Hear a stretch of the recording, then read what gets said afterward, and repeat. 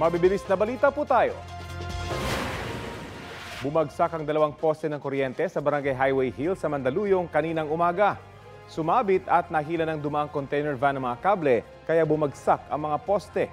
Dahil sa insidente nawala ng kuryente at internet ang ilang establishmento. Matatagalan daw ang pagsasaayos sa mga poste. Wala namang naiulat na nasaktan. Wala ring pahayag ang driver ng container van. Patay na ng matagpuan ng 13 anyos na lalaki sa Estero de Vitas sa Tondo, Maynila. Ayon sa kanyang mga kasama at barangay Kagawad, naligo roon ang biktima sa kasagsagan ng malakas na ulan kahapon.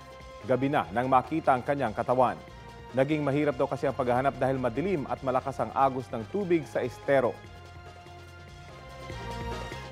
Kapuso, alamin ang maiinit na balita. Bisitahin at mag-subscribe sa GMA Integrated News sa YouTube. Sa mga kapuso abroad, samahan nyo kami sa GMA Pinoy TV at sa www.gmanews.tv.